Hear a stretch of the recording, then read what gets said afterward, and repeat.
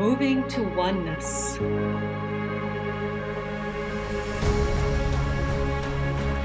Nourishing curiosity. Embracing differences. Becoming one.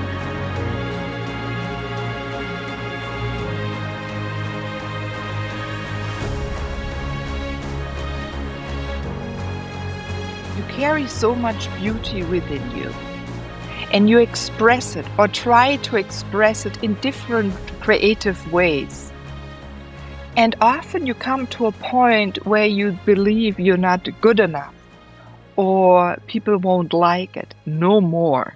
Come and listen to this beautiful being that is sharing her wisdom, her life experiences, has brought in a new way of communicating through her life, her book, her work, to support you in expressing the purity that lies within you. Hello, everyone. I'm Mylene Elke, your host of the Moving to Oneness path. Yes, this woman, she has many different ways to bring through the wisdom of light, purity, truth that she carries and has experienced in many reincarnations. And she's going to share that with you. So stay tuned, as it may nudge points within your body or in your history that may bring up tears, but they're healing tears then. Feel inspired what she brings and what she wrote about. Hello, dear Chris Nielsen. You're sitting in Romania supporting everyone with your beautiful way of being. You have in a way, a healing touch of writing. When I read your book, and we'll speak about it more, it's about Tchaikovsky and it has a little different twist. But you dedicated years of intense personal healing to bring this book out. And I want to thank you for it because it touched me deeply, deeply, deeply. It also inspired me. It brought me to tears. And I already had to speak about it. And it brought me ideas what to change, what direction to go into a little bit more in my life and in my profession. So, it's fantastic, your book. I love it. So share a little bit about what made you to start to write. First of all, thank you so much. It's such a joy to meet you, and it's such an honor to be part of your great podcast. So thank you so, so much. I'm so grateful to you. Thank you. Then speaking about what pushed me to write, about 7 years ago, on my own path of healing, I discovered this past identity of mine, this past life, which was the great and well-known composer Pyotr Ilyich Tchaikovsky. And I was, of course, stunned too. I didn't expect it either. But what's essential to say for all the people who are listening to us is that there were two aspects that made me to write this book. The first one was indeed to describe the life of Tchaikovsky, but not in an ordinary way, but from the most intimate position possible, from inside, from within his own soul. Because when I addressed this past life of mine through past life regression therapy, so as a part of a healing important process for myself, I discovered this past identity, of course, from the most intimate point of view ever from within my own soul that lived then and that experienced all the things that you may read in the history of music. But I didn't want, of course, to simply add another biography in the history of music where there are already so many books written about Tchaikovsky. What interested me was to present, first of all, the human being that he was. Oh, you did that so well. Because I said to myself something that I will reveal for the first time now within your interview, that if one day the divine or God, it doesn't matter how we choose to name this unique universal being, if the divine would call me to him and would ask me, listen, my dear, I give you the chance to continue only one of all the past identities that you ever had. Which one you would choose? From all the past life that I have explored up to this present moment, and there are about 35 past life that I've explored during about 12 years, so not in a few months, during about 12 years. So in these 12 years, I discovered, of course, a lot of completely different people, different religions, different identities. Some of them were famous. Tchaikovsky is not the only and not the most famous one, but he is certainly the most sensitive and the most profound being that I have ever impersonated.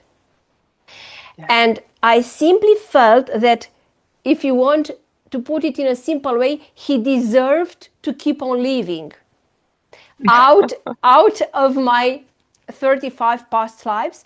And I felt that such a sensitive human being deserves to be really known by the others who might be interested in his work from a very intimate point of view. Like we are chatting right now, one in front of the others, and we are with our hearts completely opened, we are sharing our feelings and our experiences. So this is what I wanted to do, to offer my own sensitivity and my own being and my very intimate heart as Tchaikovsky to the mankind and to the ones who might be still interested in my life or in my work. But second, much more important than speaking about my personality, no matter if we speak about the human being or the artist, what pushed me to write this book were the conversations, the dialogue with the divine that I reproduce exactly in this book. Because during a past life regression session, you have the moment when you explore the past life with the most important and significant moments. So you navigate through the story of the life itself. Mm-hmm. But then what I think as a therapist, because I'm also a past life regression therapist, what I think it's even more important than seeing the life story itself is the healing step. In this process of healing, the therapist, who is a kind of, let's say, guide for the client, helps you to really understand not only what happened, but why it happened. So all the reasons behind the experiences that you lived. So in this part of healing, you understand everything that you lived, the reasons why you chose a certain body, a certain family, a certain country, a certain life mission, a certain profession, why you had to leave this or that inner trauma, etc. Moreover, you meet the most important characters, let's say, so the most important spirits with whom you share that particular life, being either positive or negative, let's say, interactions.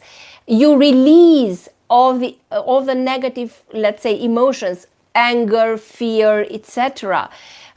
You do a lot of body therapy. You do a lot of reframing, future pacing. So a lot of specific techniques for past life regression therapy that help you to really understand why you had to live through that particular experiences, what you had to learn out of them, how they helped in your evolution as a spirit from a spiritual point of view, so from the higher self, let's say, point of view. Yeah.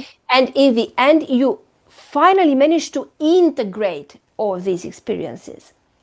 Because as I also wrote in the book, and I think I also described this many times in my podcast, Time Traveling, is that I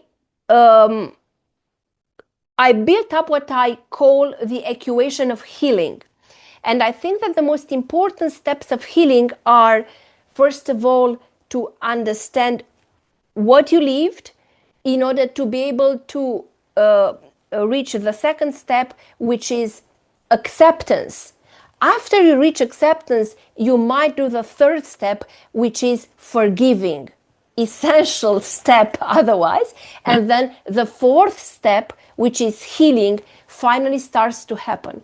Because otherwise, when we do face a trauma, even in the current life, doesn't have to be from a past life, if you don't manage to understand why, you can't accept, and then you can't forgive, and then you can't heal. So all these four steps are closely linked one with the other. And so if you would see a person who passed through a trauma without being able to really integrate it, let's say that a person with clairvoyance would see in the astral plane like a great bubble, a great tumor, let's say, outside you, which is the trauma which was not really integrated, which is somewhere in your field but outside you.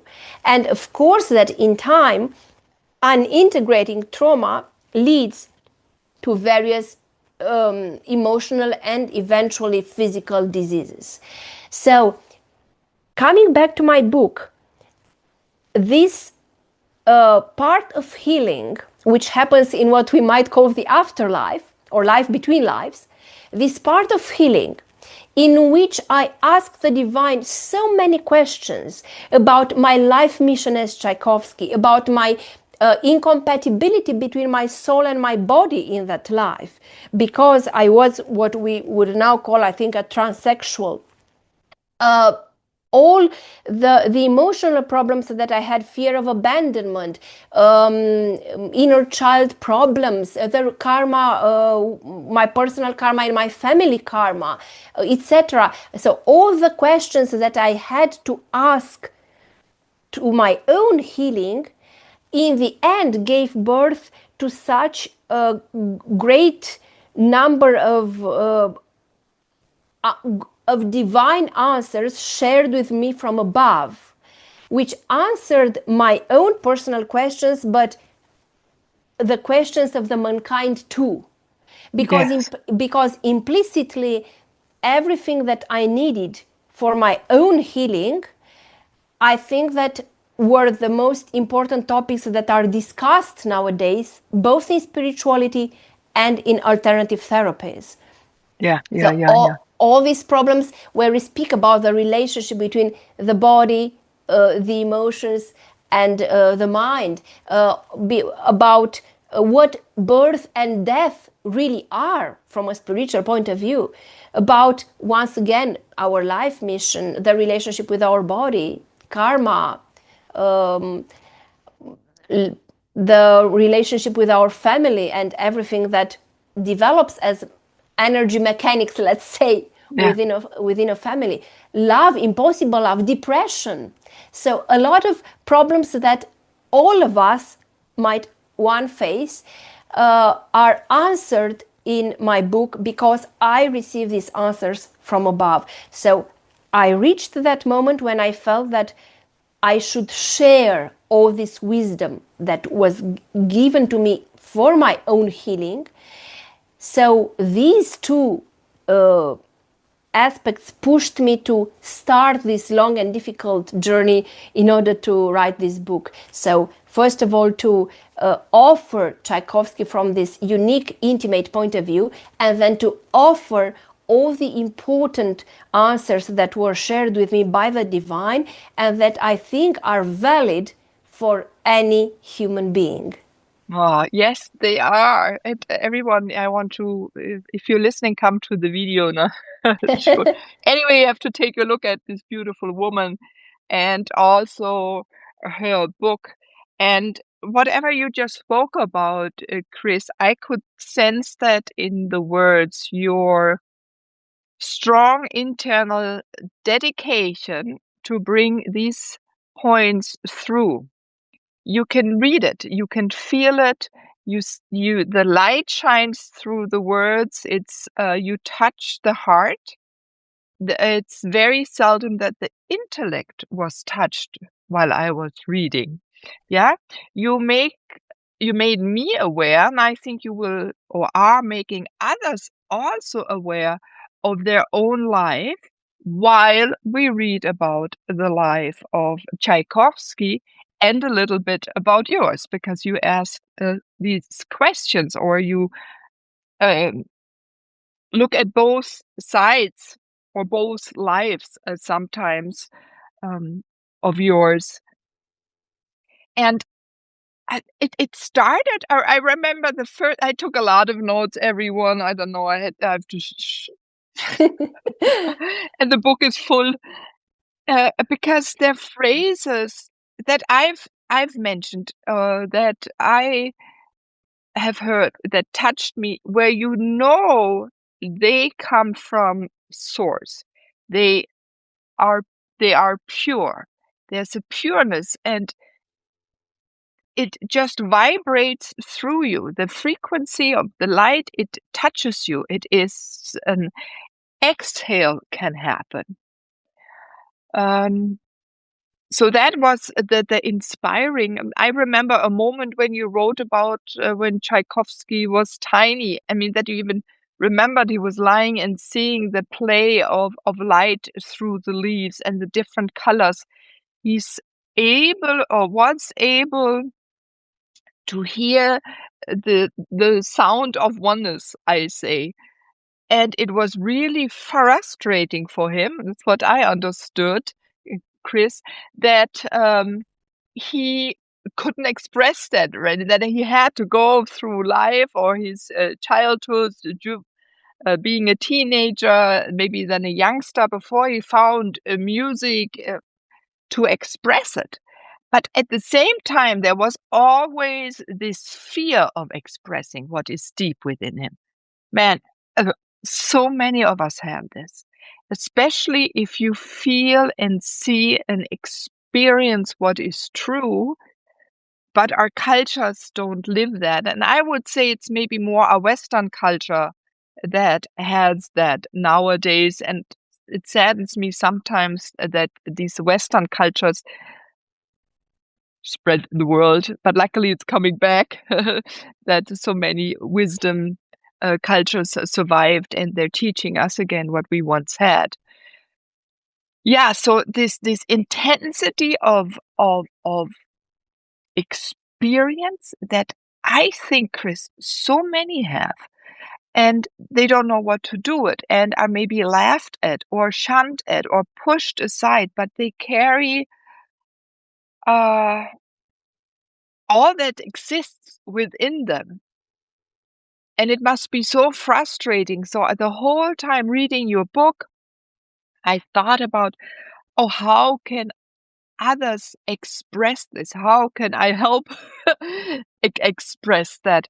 Because you speak so much about first the dilemma of the inner and outer world. And okay, Tchaikovsky lived 160, 140 years before us now, but do we have still the same cultural restrictions? They're changing. Also our generation, I'm now end of my 50s, it's different to the younger generations, right? They express themselves differently. They don't follow the rules, the cultural etiquette rules that we lived by. And I think Tchaikovsky, I love that you mentioned it for a moment, the juxtaposition between the American culture Yes. of how one lived and the European, I don't know, more aristocratic way of etiquette, and then the American etiquette. And because that's a culture they try to leave or create another Yes. standards, And right, in life I in those times. think this happens nowadays. Probably the difference is not so big as it was 130 years ago, but the difference still exists. I want to share, let's say, maybe an amusing example. For many years before starting my path into therapies and alternative medicine and so on.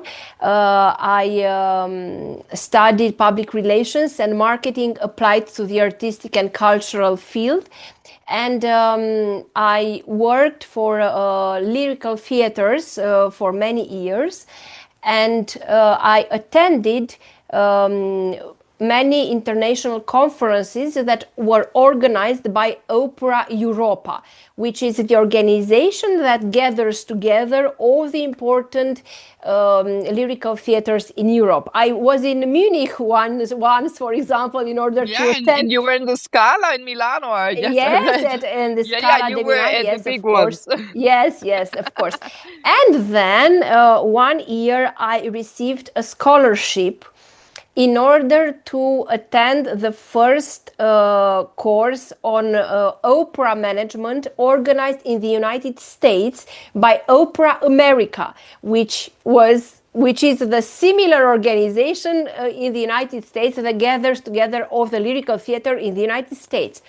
And I went there in Philadelphia, and I attended one of their meetings on the artistic field. And I was stunned by the difference between the two. So when we were in Europe, it doesn't matter in what country or what city, because it was quite the same anywhere, no matter if you were in Germany, in the United Kingdom, in Italy, in Spain, etc.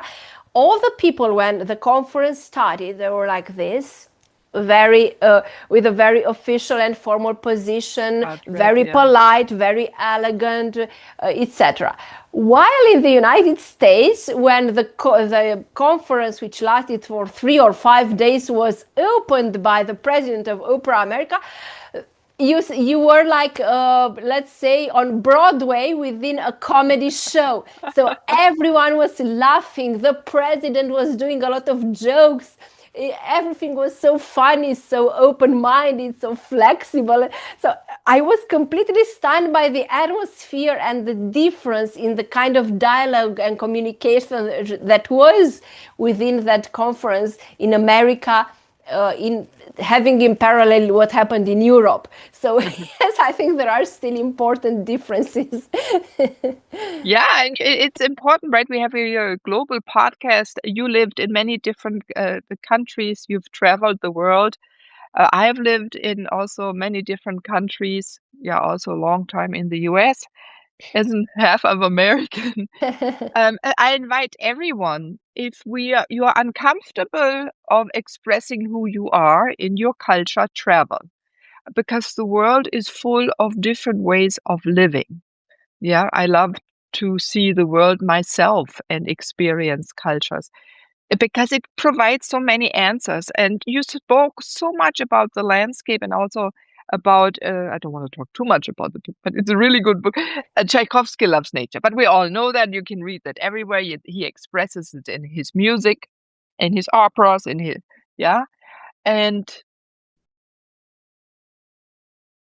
the landscape all over the world is different.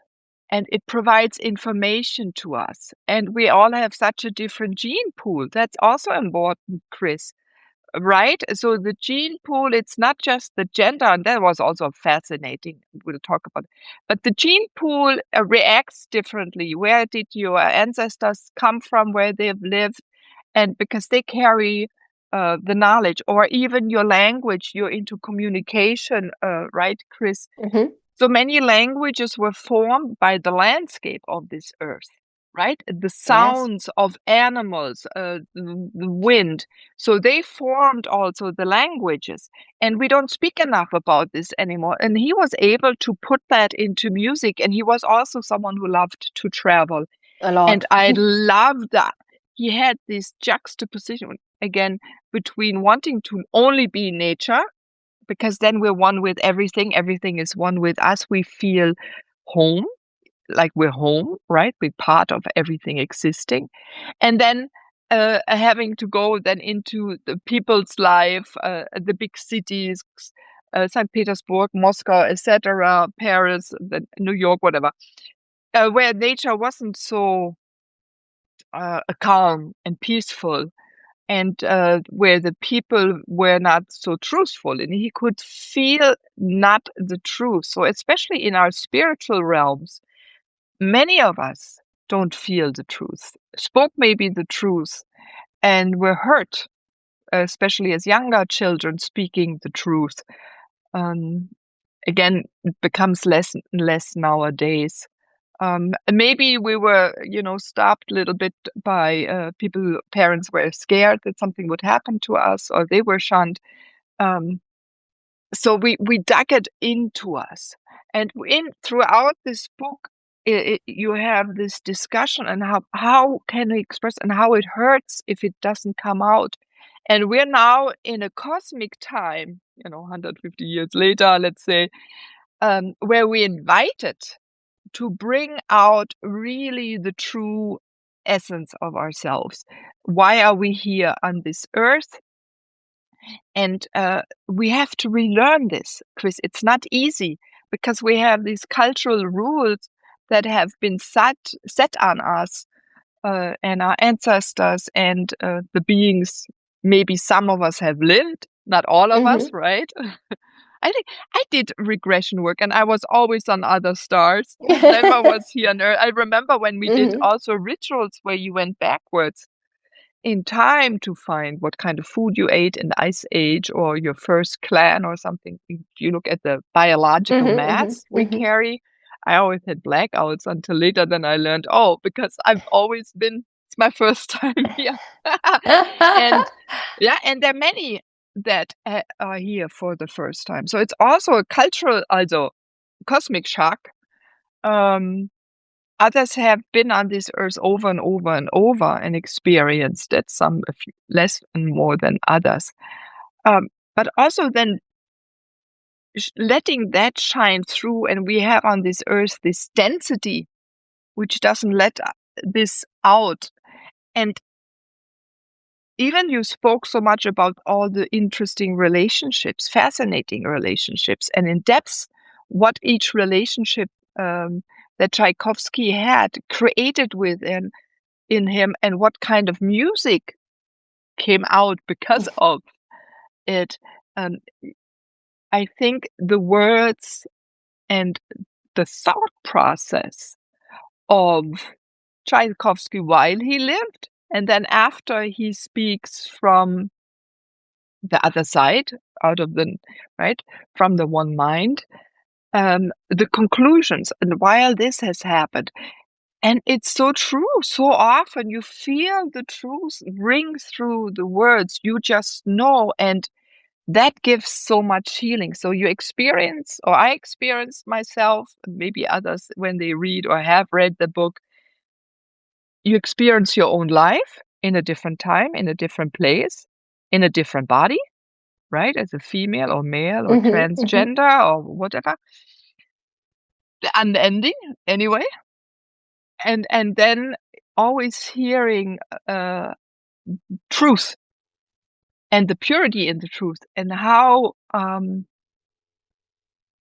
releasing it is. That is for me healing. That is, one can expand, and the light of us, of each person, can shine through even more, and that is wonderful. So thank you. That is the biggest part I have to thank you for. Yes, about writing this book. I'm so grateful to you because you felt it this way in this deepest, let's say, way. But I want to stay a bit with what you have just said about living in truth. Much longer before writing this book, one of my first teachers, let's say masters, who taught me Reiki and bioenergetical therapies, had this almost obsession of repeating us, his pupils, times and times again, try to live in truth, live in truth, live in truth.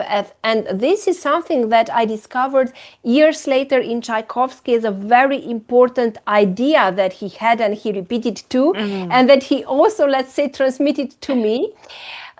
Because we continue our paths from one life to another much more than we might ever imagine. And a very practical advice that I might give to every listener is that you might pick one day of your life and let's say put an alarm clock each half an hour. And do this experiment. Each half an hour the clock rings, you stop it, and you ask yourself, why have I done the activities that I have done during the last half an hour? Ooh. Was this because I really want to do this or that activity? Was this because I saw my mother doing this and I thought it was important because I saw her doing this or that during my childhood? Was that because my boss asked me to do, but I didn't think that it was the right thing to do, but I did it because my boss made me to do it? Was this because the society pushed me to do, or I really want to do this or not? Because if you will start to do this short experiment only one day of your life, you will notice that there are a lot of activities that you are doing without being really conscious about the reason why you are doing them. There are many things you are simply perpetuating and continuing because either you saw someone in your family or of someone closer to you doing them and you repeat the same pattern because you were educated this way, either because all the people around you, so the society, do this thing in this way, but you really never stopped asking yourself if this corresponds to your belief too, or you are simply reproducing this activity on autopilot. Because you will be stunned to notice. For example, I will take a simple example and then a more complex one. One day, I was extremely tired, and we were before Easter. And here in Central and also in Eastern Europe, people prepare a lot for religious celebration and for Easter and for Christmas. And they are doing a lot of things in their houses. They are decorating. They are doing a lot of shopping. They are preparing a lot of food, etc. And I was really tired. And then I started to do the vacuum cleaning. And then I told to my husband, we must also wash the windows. And my husband asked me, but why? And I said, because it's Easter, we're coming and we must do this and that. And he asked me, why must we do this and that? And I stopped and I understood that my answer would have been, I must do this because my mother and my grandmother did a lot of cleaning in the house, like they were going to sell the house before Easter and before Christmas. There was a completely madness, like a competition. Who is cleaning the house, whose house is nicer and cleaner than the other? And I stopped and I understood that, of course, that I didn't have the same approach, and that I thought that the essence of a religious celebration was in what you live in your heart and in your soul, and that unfortunately pushing ourselves all the time and trying to do so many shopping, so many sweets, etc. in the house pushed us to miss the most important spiritual part of the celebration. But I was standing to repeat the same pattern because this was what I saw in my house during my childhood and during my teens. And this, my husband's questions pushed me to stop from the pattern that I was reproducing and to create in a conscious way a new way of approaching religious celebrations. Yeah, it's important because, sorry. Yeah, and we are doing this all the time on a daily basis. There are a lot of things that we are doing because all the people are doing this because we saw this, etc. But many activities are not really corresponding to our inner truth. Yeah. This cultural, yeah, or for women anyway, right? The better you clean, the less you think. That's a good one where they came from, and you have to be a good housewife, and you should do that. So it's a huge cultural issue. And do we do that? And then on top of it, I would love to add something. Is we are all very fine beings. We sense what is around. So we even sense what our surrounding is doing or our parents have done, and we do it in those moments, and we're not even ourselves. So many of us are mediums, but also physical mediums. It's not spoken about. I'm going to, I'm someone, so I'm often someone different. And that came up also while reading your book. Am I now a woman? Sometimes I'm a man. And funny, I just experienced last night. A friend of mine has a singing circle here. He brings mantras from around the world and songs, and we sing. But in one song, suddenly I was singing a deep male voice. So I thought, okay, now I'm a man. It was a Native American song. And I thought, ooh, I'm singing him. I really could. It was not just a half a note. It really was a deep. And I was like, okay, now he wants to be present. So sometimes we feel different people within our body, and it's not spoken about a lot. So, and that creates so much frustration. Frustration and Reibung. Also it rubs, right? It rubs within us, and we rub against people, and we don't speak it out. We are ashamed what we're thinking, and that came through a lot also in your book, Chris. So yeah, it's important to do these experiences, not experience, but to observe oneself, become aware, because awareness is such a great healer. And the communication. So you're a communicator. You also are good in communicating how art is represented visually, right? Because in opera or Broadway musicals, there is a visual act in expressing a story.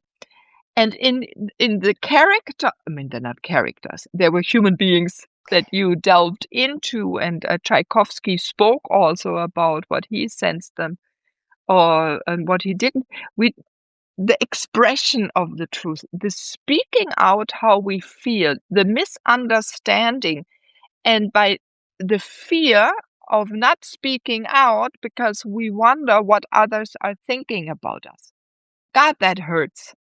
And so many young people, let's say teenagers, early 20s, they do suicide as well, right? They feel so intense. They are afraid to put the words out.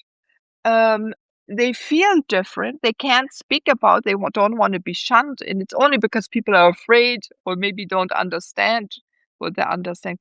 But I invite everyone, try to express it, please. It brings healing. It brings freedom. But also, if you're an older couple and there's still things that you maybe always held back in your life, and to express those, that came through because with sharing, sharing what you are about. And I've spoken about this a lot, Chris, on my podcast or in my work. we have to teach also others how we function, how we are. They can't always read us. Yes, some of us, they're clairvoyant, they can see things or no, but many people don't. And it is freeing.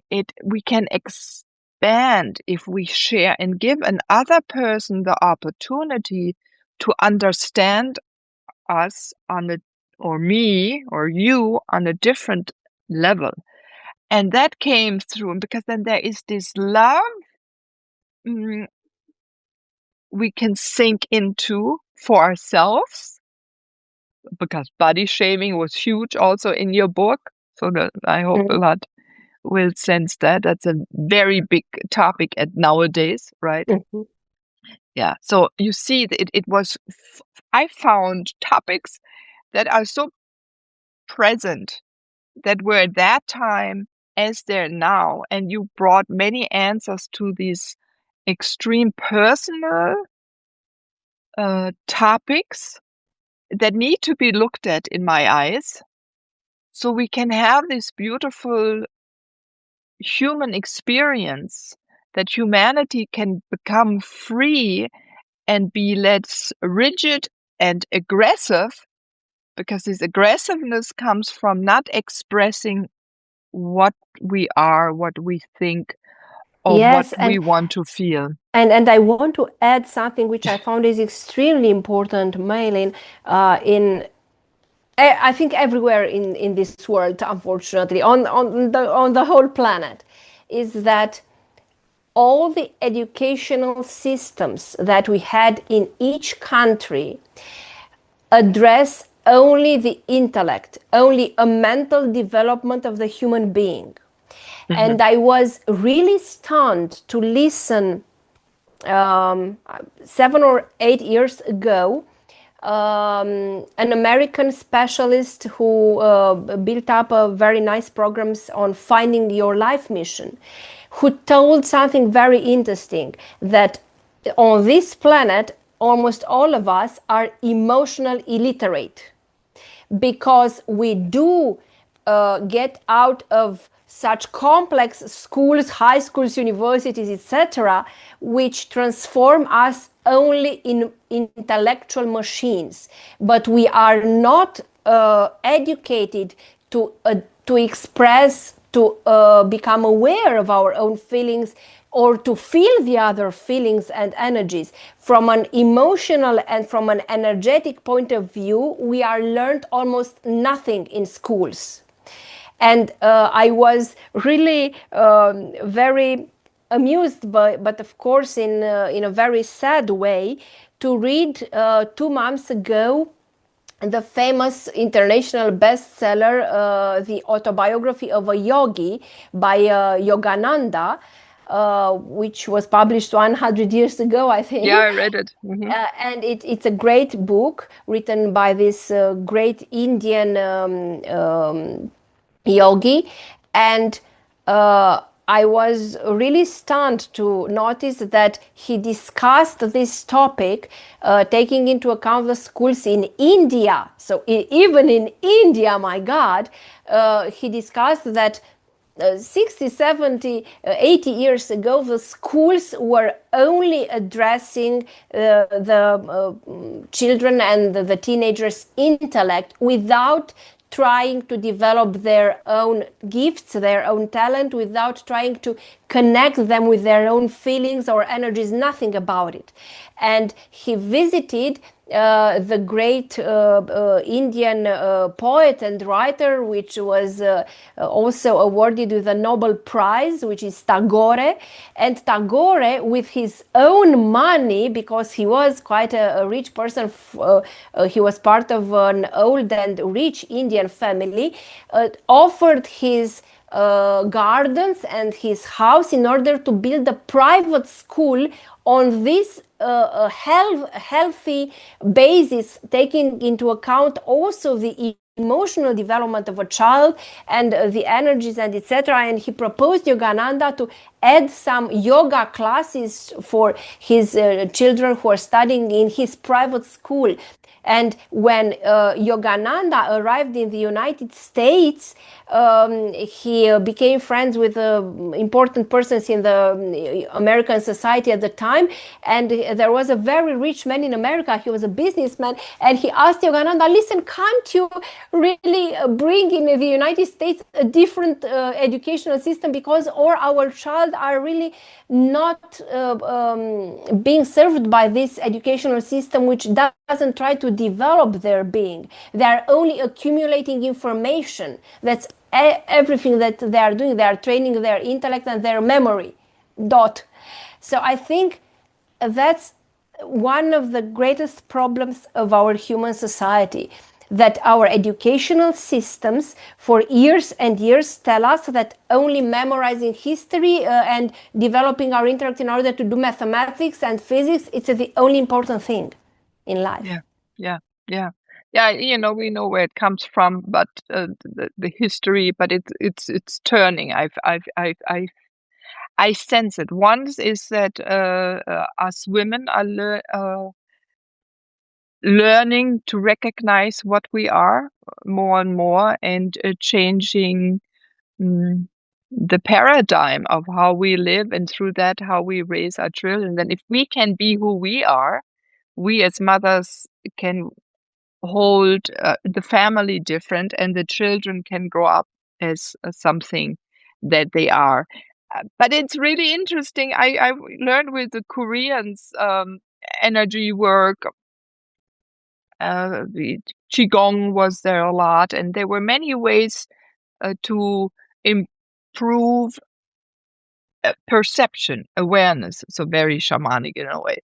And I went even in New York to like an Olympiad, and it was fascinating. The children, they could memorize within seconds visually what was on the screen. They could, through touch, sense what was milk, apple juice, or water, and they could see the colors or symbols between in an envelope. And it was much more difficult for us adults practicing this. And so a lot of people experienced it then, yeah. And so they wanted to bring it into the educational systems. Some were able to do that for a little bit, but when these people then disappear, it cannot be carried by others. And then some were told to stop it, to not bring these little 2-minute, 3-minute, 5-minute exercises in, because then others don't know how to act on it. So that's why explaining much more and bringing tiny little changes will create, I think, in the big one, the big change, or it is going to just do a bang. And but you're so right. The whole world is seeking it, and we know we cannot be this way anymore. And I think when from all countries this noise, which is starting, that people and children can be who they are. It only can happen if they all do the work you did, Chris, looking at yourself. That's the work I did. And many of these, let's say creative, or even an engineer is a creative person. Yeah, it's not, we're all creative. We source from the source. And we can understand it, but we're not being taught how to connect with it. And the biggest frustration, I think, in some cultures, tribal cultures, a child is seen for the gift they are the moment they're born. That already saddens me thinking about it and experiencing myself. So if the parents don't even know, or the family, or the bigger family doesn't see what you carry, yeah, you're never being brought up in the right way. So they're also being taught then what they need to excel in it. But it comes from the whole community. So maybe one day we'll have this more and more, and you can see it. So many people are creating communities in Portugal and Cyprus and Europe. Many want to live together again. So, and I think if you have this togetherness, and we have to relearn this. We have been so separated, right? to come together and learn again to be with each other. And that's what you speak a lot about in your book, how difficult it is to be in truthfulness with each other. If it's a couple as lovers, how many couples are not lovers? I mean, true lovers, deep lovers. Yeah. But they didn't know, I think most of them didn't even know what true love is. So they picked out of something they didn't even know. I would love to change that one day. So, but that's happening. So, yeah. So that's what I always concentrate on, that we have this togetherness and where we're seen for what we bring and are supported. And that's what is a global learning at the moment that is happening, I hope. Yeah. So when not everyone really, you explained really well what regression is. So in the book you were able to tell then after the death of someone that you could ask them also questions, or Tchaikovsky could ask them the questions, because he spoke also and relayed information through the regression work to you after his death. I mean, from the higher self, and you had this juxtaposition, him living, what he experienced while he was on earth, what he brought back from what he learned afterwards, after he reviewed his own life. And what did it with you in your life,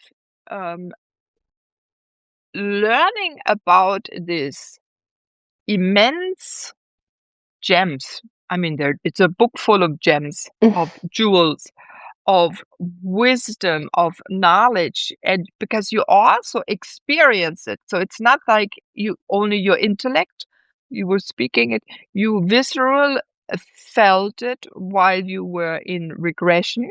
But then you also wrote it. So you had many different layers Yes, of experiencing this truth. What did it to you? I mean, the author, because it's different than maybe some other authors. I must underline something very important. I don't really feel that I wrote this book. I feel that I simply transcribed this book, because when you are doing a regression session, you audio record everything that you are doing. So, under the guidance of the therapist, I did a lot of regression sessions for healing this very complex life that was my life as Tchaikovsky.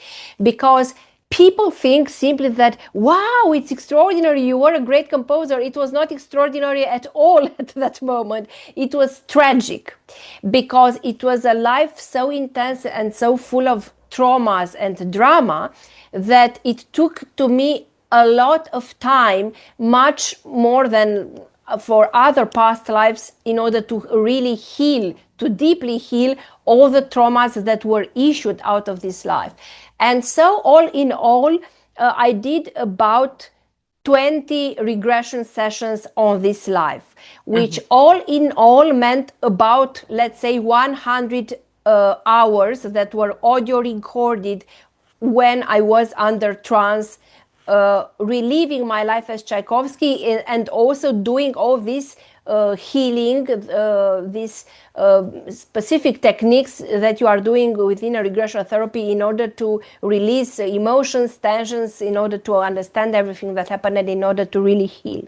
So I had this 100 hours of regression therapy that I transcribed for months, almost word by word.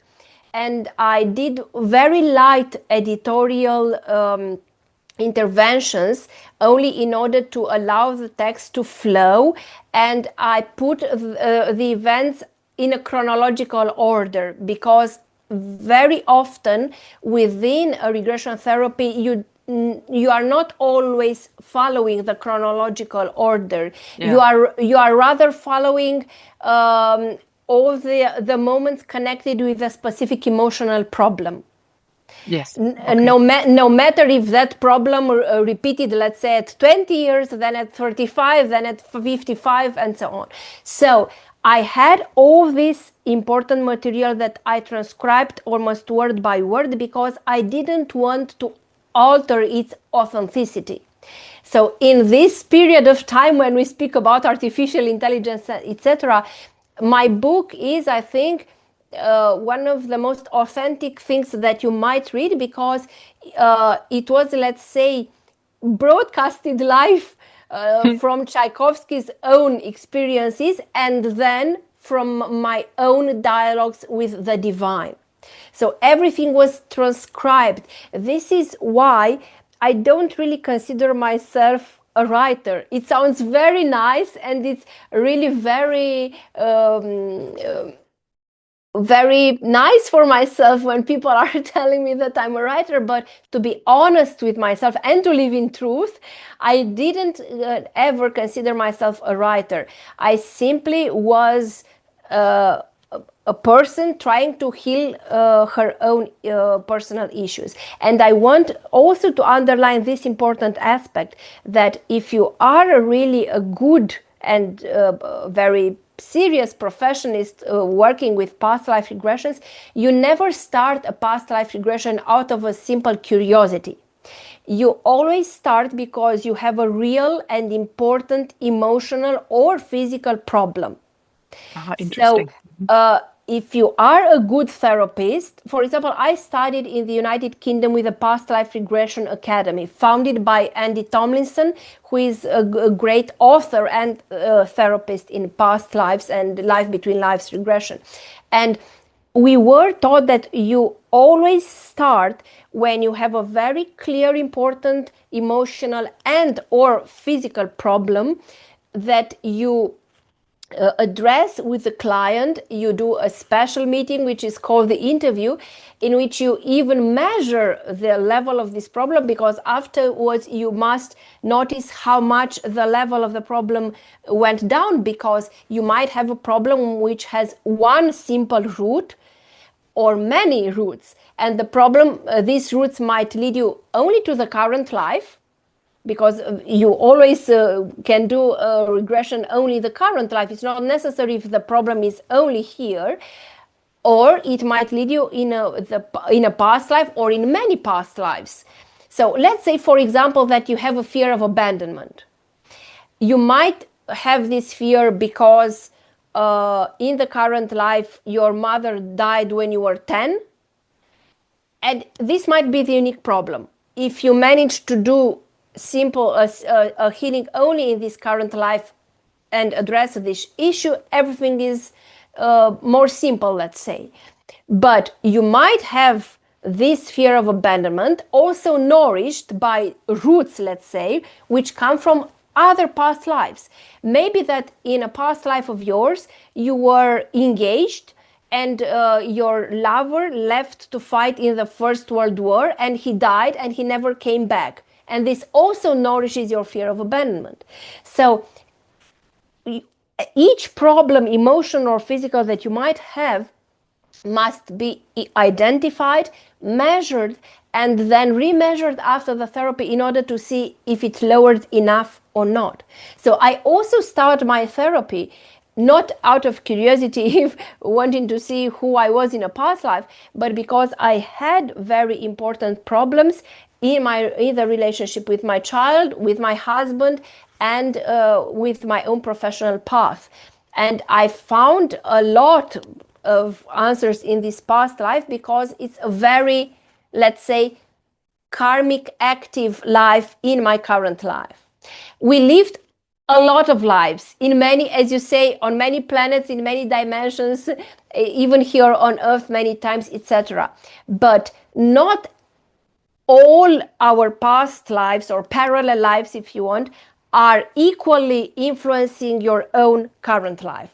Yes. Some of them are already completely solved.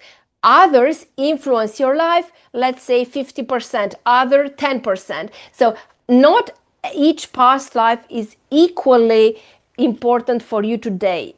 for myself, Tchaikovsky was very active, let's say. So he influenced my current life in a very important proportion. This is why I found so many answers, and I had so many blockages from this specific past life.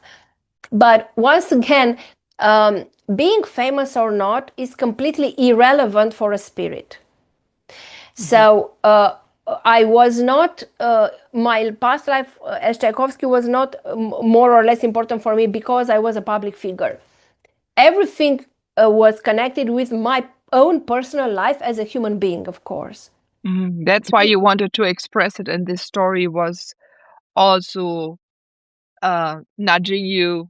Yes. Or really, that's what the push was, because yes, you had it, a very strong connection. Let's say connection.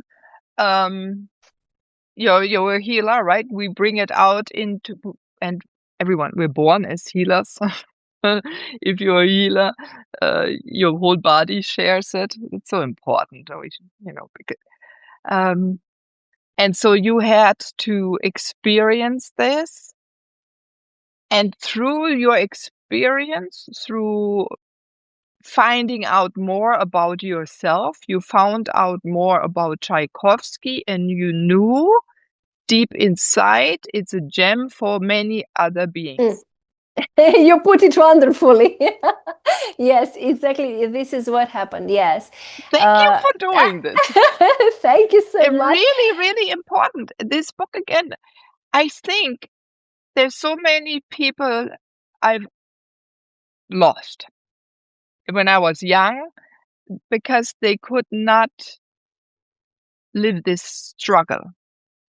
But if you read, we don't have enough books about this struggle. It comes so different because it's not that there are not enough books about this struggle of life or the way of life, but something in your book, Chris, it's beautiful.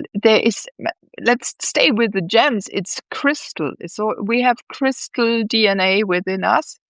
And you carry a lot of crystalline structures within yourself. And so that was maybe a reason why it was so easy for you to bring it out into this world. And the words, the sentences, the parts that came out of you that you looked at, and because of they were then transcribed and I'm able to read them, are rather timely and important in our human experience on this beautiful earth. So that is the other part. And so it's important that many people, I think, read it now to get the answers that they have tucked deeply inside of them. Because I also listened to the music here and there again. First of all, when it was mentioned when he wrote what. So just to familiarize myself again. So touching. And also, why did this kind of music survive? This question, you know probably much more about than I do. But for me, I think because it has this ring of purity. Even Tchaikovsky spoke a lot about Mozart. It touches something deeply within ourselves, and then there are many more artists, but they create from that place of life, not of structure, not of technical issues, not of how music should be written, but they go beyond. And there comes something that inspired me and brought me also on my path. I would love to share this with you, Chris, and everyone. When I lived in Atlanta and I drove with my mom, I remember that moment precisely to Atlanta. I lived in Athens. We drove an hour and a half to go to the museum, the modern museum. And we listened to a show, The Infinite Mind was called. And on that day, he talked about Schumann. And you're German and American, and suddenly there's a German name being mentioned. So you listen more closely. And it was about him writing and being mal depressive. I think that's the English word. So he had, and I don't even think that they were really depressed. They just put all of their life energy into writing so that they could write something for the future, which also Tchaikovsky did in my eyes. So he wrote for the future, and then you have the critics of the time. I mean, this also happened to artists, the whole impressionists, right? Only Americans bought impressionism because that's why their museums are full and not the Europeans, because the people didn't like it, the critics didn't like it, they shunned it. And so there was the same with new music that was going to be important for the future, or played with the status quo. And I always had to think, I said, maybe he wasn't really, but he was then just so down because people don't understand. And you can be so frustrated and saddened, you don't want to even talk to someone. So it meant it can be a housewife feeling this way. It can be any person, and especially the youth. Is not if it's not seen with their brand new ideas. Luckily, Goethe wrote about Sturm und Drang, right? Where they go out into the world and create, and they don't care. So maybe what also your book brings is that we don't care about others so much. It came through over because that's very painful. And can we create a society where we really don't shun other people that are different like us? So this is something I'm personally going to look at more and more now, Chris, because of your book again. It really brought that out in me. What can I give as my lean to the world? Can I support people in feeling okay with that purity within them? So that they can stand more sovereign in life and become less pushed down by the surrounding? And can we educate, let's say, the surrounding, so each being can be more who they are and what they are, and bring this beauty to this planet that we're all desiring? Yeah, so that came a little through the last days while I was reading your book, and I'm gonna do this more and more. I don't know all of it right now, but it really, I don't know. It was like any other topic is not important. It's like this is the big humanity question that each person carries, and that's, I think, why I love your book so much. And I'm going to show it more precisely. He's a gorgeous guy too. And never he saw his beauty that he is, right? We didn't even talk about body, how to perceive your body. But it's the same, especially for all us women, for teenagers, youngsters. So if you have young people in the audience, if you're out there, please hand them this book and just let them read it. Don't explain too much what it's all about. If you're in middle age, trying to figure out what is your next step, what you've been doing until now wasn't right. Or if you're older and you say there's more to life I've lived, what can I create for my the next few decades? Read this book, and it will ignite all of your cells, all of your memory. It will catapult you back to source and then back forward into your future. This is, again, a fascinating book that touches your cells, your body, your mind, your intellect, and your heart. And Chris, yeah, we can have conversations for hours and hours and hours. I'm sure. And we will have them. Thank you for writing this. Thank you for exposing yourself. This is a huge because it's different. You also are being probably shunned or criticized. Of course. But still you did it. And that light in you is so bright. So it always, and I think it's less and less that people can push you down, and you're keeping on expanding. So thank you for enduring this. Probably your husband, your family, for enduring the surrounding, the communities, but also for everyone who helped you on your path. I thank all of them that encouraged you to bring this book into fruition. And it's so nourishing, and you as a being are so nourishing. And I think you still have a lot to do, and you are going to create so many beautiful things.